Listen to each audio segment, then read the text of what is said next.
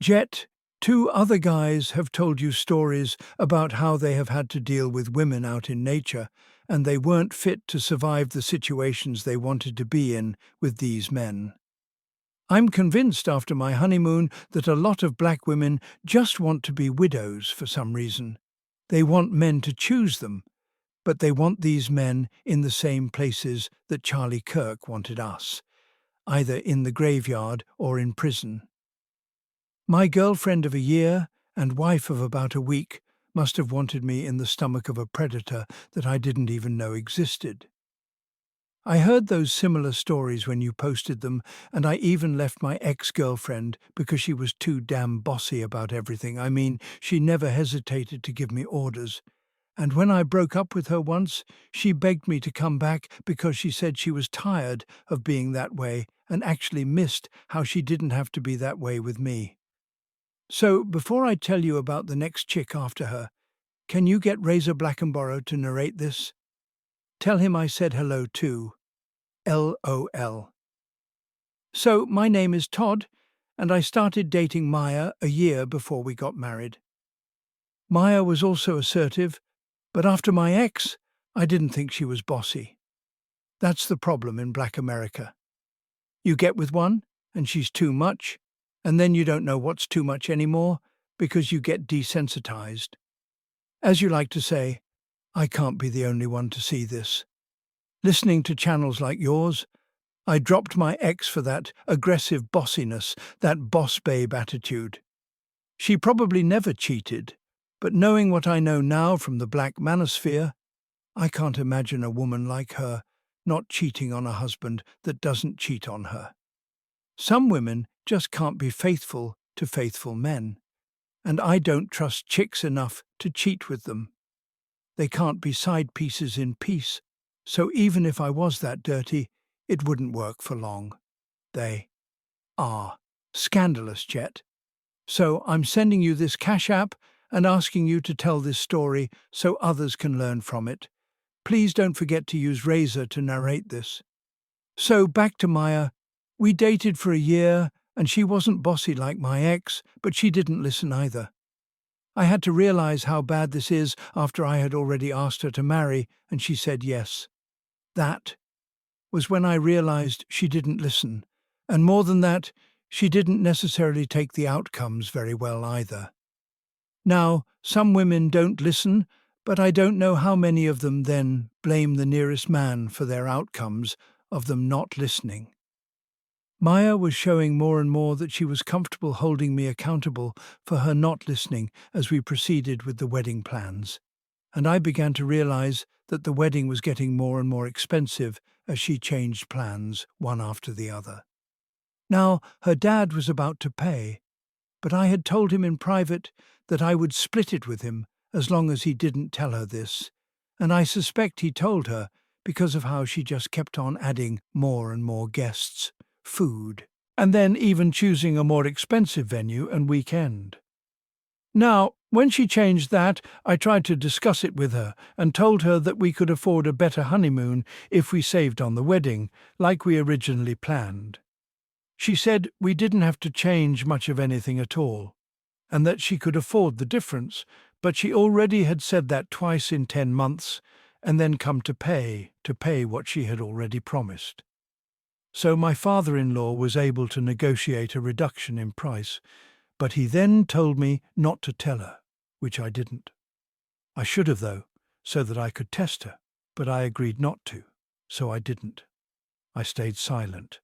Mum was the word. She and I both wanted a honeymoon in one of those all-inclusive resorts in Jamaica, but maybe it was better that we didn't go. I have to be honest about something. I'm better off without her now, and the way that happened was that we wound up in Colorado renting a cabin in the woods where there was space between cabins so she could scream all she wanted. That's what she said. She wound up screaming because of something neither of us could have planned. Here's how the story unfolded. I carry its memory every day, and I don't tell it for sympathy. I tell it so other black men hear the warning inside it. We went up there to that part of Colorado, Maya and me, for our honeymoon. Honestly, I was nervous about going out there to a really white state with a new wife that was a poor listener and overly optimistic when I was around. No joke. She was all Miss Sharp-minded boss babe until I did anything with her, and then she was all of a sudden a ditzy blonde bimbo without being blonde at all. I was worried she would get me into a fight with some good old boys that carried guns and lynched non-whites for fun. She almost did too, just in the process of renting the car to leave the airport. We rented a little cabin in the Rockies, tucked between the pines. She was excited, full of plans, always talking. You know the type, sharp, sure of herself, never leaving much space for another voice. That's who she was, and we're trained, as you say, to be used to that. But out there in those quiet woods, though, her loudness felt dangerous. Turned out to be exactly that in the end. For the first 3 days, she screwed my brains out like a good wife. But she tried to dictate everything else, though. She asked me if I could take her fishing, so I did. And when we got to the place, we actually caught 4 fish. I don't know the name of the species and don't care, but they smelled like they'd actually taste good. The employee at the lakeside deboned the fish for us. Then I asked her if we should get some butter and seasoning to cook it later, and she said, "I ain't cooking. Let's eat at a nice restaurant instead." I asked her if we should freeze the fish for later, then, since it was the honeymoon, and she had a good reason to not want to cook at that time. I know she can, my bad, she could cook, but if she didn't want to during the honeymoon, then fine. Anyway, she started getting bossy with the staff at a restaurant, and mind you, this is rural Colorado. She kept changing her order, and I realized that they might spit on her food, so I suggested we ask for another few minutes to decide, and she said I needed to stop being so scared of these folks. I asked what fear had to do with it, and she said, "I ain't about to spend my life with a man that's scared of these folks." so again I asked her what fear had to do with it, and she rolled her eyes and held her hand up to tell the waitress not to go anywhere while she scanned the menu. I was already planning on leaving her by just not turning in the marriage contract to the county court when we got back home, as we had left the wedding for the airport. Looking back, it's a good thing I did, but I think she forgot that I hadn't done that. See, I told her dad I would take care of that so he could just rest after the wedding, as he had already been through enough. I didn't know that would actually be needed later. For 3 days, she didn't necessarily tell me what to do, but she did refuse to listen to me more and more each hour. She was loud, careless, and reckless in the wilderness.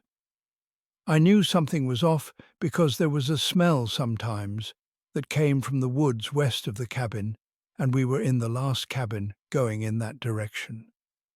Only woods were beyond that direction, and sometimes I could smell something strong, alive, and big.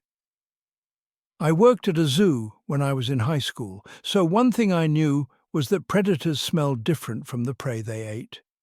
Deer and cattle smell different from each other, but they both smell like they eat plants. Bears don't smell like big cats, but they both smell like they eat meat, though. This wasn't a big cat or a bear I smelled 2 times, but it ate meat, and it was big. It was funky jet, and it came off of something large. Third night, storm blew in hard. Creek was rising, wind rattling the roof. I asked her to close one upstairs window while I closed the other, and when I went to that window, I smelled it again, this time, wet, as if it had gone out in the rain and stood on the ground beneath that window. I also heard a heavy exhalation from something that should have been the size of a horse, but not one of its snorts, though. I closed the window and asked her to stop singing and turn the music down so I could listen to something. I told her I'd smelled something the evening before, and then just a few seconds ago. Big, stinky, not a bear, not a mountain lion. She laughed, said I was jumpy, and cranked the Bluetooth speaker up to sing over the thunder. We went downstairs as she said to me that we should actually sit on the porch while it was raining. Trust me when I tell you that there is no way she would have said that if it had been safe. She said that because she thought I didn't know what I was talking about, or because she figured I did know, and that real life would be like a scary movie where the black man dies and the black woman lives in to play the role of the wise old black widow for the rest of her life. I asked her to consider that for the next morning when the rain was over and we could see around. She said, Guys like you are why my dad made my brother go outside whenever a big dog got loose and was running around. Let me show you something. She opened the front door and walked back towards me with the door open, the sound of the rain louder now.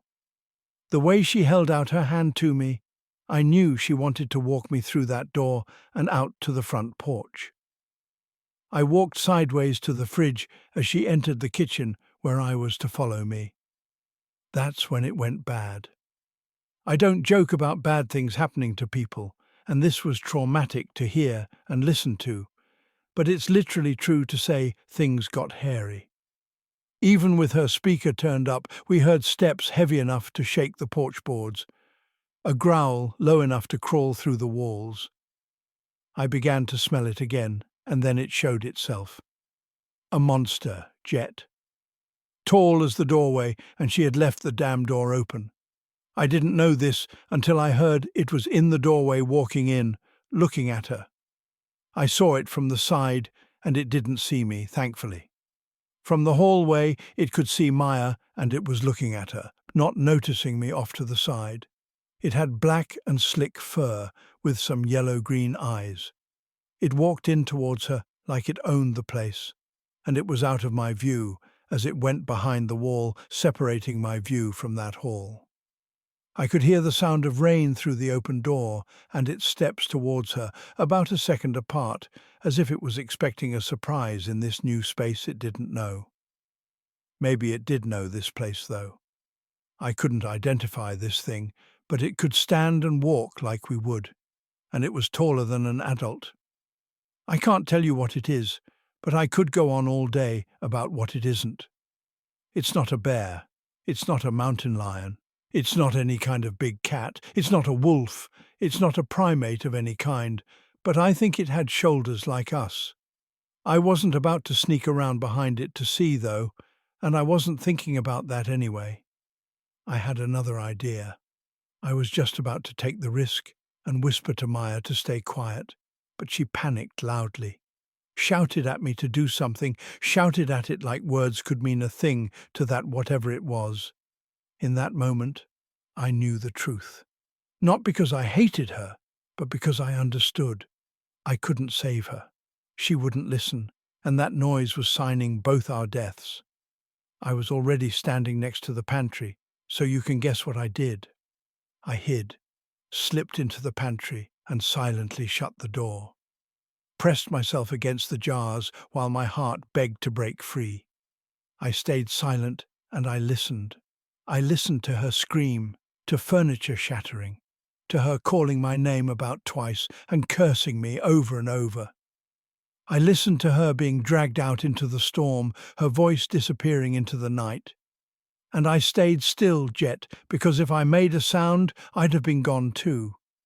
When the deputies came, all that was left was her bloody shoe, 2 of her fingers on the porch, close to the claw marks, dug deep into the railing, and the blood trail. Of course, I expected to be the prime suspect. But someone in the neighbouring cabin heard the scream above the thunder and rain and saw her shape punching and kicking what he thought was a really tall kidnapper, dressed in black clothing, until he saw it scratch across her stomach and arm before they were so far away that there was no light by which to see at all. He said, had she not been wearing light-coloured clothes, he wouldn't have seen anything at all.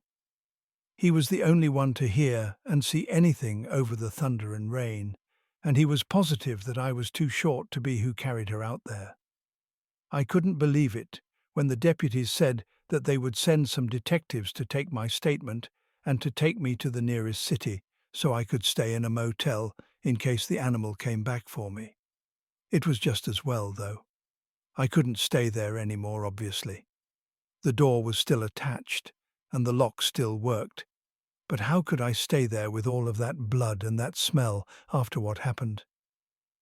He seemed to understand that I didn't do this, which was a big relief to me. But all I could think of was, how was it that I could tell her parents, though? The detective asked me if I wanted to notify them, and I said I better not. How can I prove I was in the cabin but didn't do it myself? And here's the part I need you to hear, Jet. I don't tell you this to paint myself as strong. I tell it because survival has rules, and the harshest one is this. You can't save someone who won't listen. If you try, you'll both end up dead. I didn't have an excuse to even be involved with her, to be honest. I've been listening to you since 2022. I've been listening to Edward Anderson even more. No offense. All you guys. I shouldn't have been involved with Maya at all, because I knew from you guys we can't save these broads. I didn't cause her death, but I had to be there to hear it because I got involved in her life, and there is nothing I could have done to prevent it either once we were a couple. She literally walked into it, opening a literal door to death, just to prove a point to me. She wasn't looking for a husband, but a shield, a literal attack dog, and something else. But I don't know what it is. I just know that had I not walked sideways away from her, I would have died with her. I think I know how to say what she looked for. She looked for a man to be there so she wouldn't have to be careful about anything anymore. That's what I was there for. She wanted to throw caution to the wind, and she needed a man at whose expense she could do that. I'm capable of protecting women if they do what I say, but Maya acted like she wanted to draw the tension, and looking back, I think she was trying to test me all of this time. As I write this and have to review this in my head, it's getting clearer. Black men, you can't even get involved with them because they are too busy trying to see how well you scare off everyone, even when they see a wild beast. There isn't something you can do to be with them and stay safe. You have to not be with them. I go over in my head what could have prevented all of that, and I think that I would have had to never be with her in the first place. I feel guilt in my heart, of course, but in my head, I know that I made the only decision I could, and that I was lucky to even have that choice to make. There must be a lot of black men who have had to feel guilt about things they couldn't prevent unless they did something else for which they would have still felt guilt. This is why we can't be loyal to them, and we can't even be available to any women that want to just test our manhood all of the time.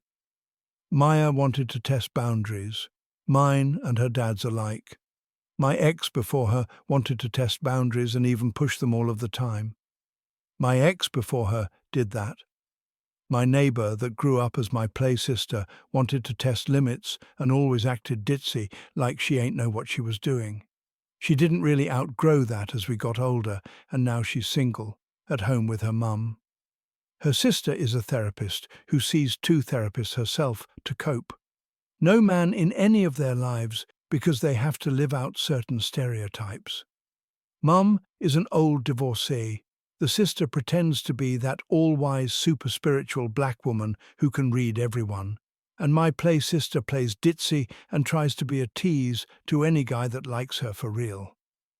Maya wasn't very different from the play sister, except she didn't play ditzy.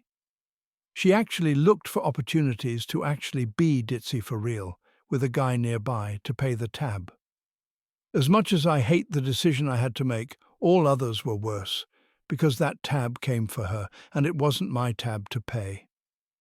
I wanted to protect her, but like my play sister did with her boyfriends growing up in high school, like some of my exes before, and even some friends that were black American women, Maya downplayed and ridiculed any sense of caution or prevention she saw in me. We black men need to know that when any woman has a problem with us being preventive or proactive, she's about to get us killed. It doesn't matter if she means to or not. Once you're dead, the effect is the same. If you survive, a part of you will die like what happened to me, and you might not sleep normally afterwards without some pills that can make you late for work the next day. If you do survive, your life could be ruined. And though my life is disrupted, I am still lucky it ain't worse. Stay safe so that your life isn't even disrupted like mine, let alone damaged or even ended like hers. If it means you have to stay away from the same women your mum wants for you, so be it. Thanks for sharing this, Jet Black, and if you narrate this, Razor, thank you too. As you always say in the end of your videos, I hope this helps. This is the end of Todd's narration. Jet Black and I wish to say to Todd, in front of everyone, that we don't know what species this is that got a hold of Maya. But we do know that it doesn't matter. Ultimately, based on the details you shared with us, the species that got her was Maya herself. You weren't really hiding in the pantry from the thing that got her by itself. You were ultimately hiding from Maya herself and the outcome she picked. You were forced to hide from the prices of her decisions before she threw you under the whatever it was to save her own ass from what she brought about unintentionally.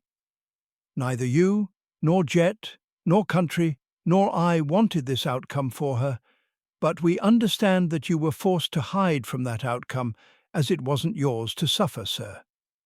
Also, Dusty Black Jermaine Jenkins Jones Jr. wants to tell you something. Hey, Todd. This is Dusty Black Jermaine Jones Jenkins Jr. here, and I jumped in to tell you it's not your fault. She was done. Done. You hear me? She was done with caution. She was done with life. She was done. It was not your fault. It was never your fault. She was done. This has been a Dusty Black Jermaine public service announcement.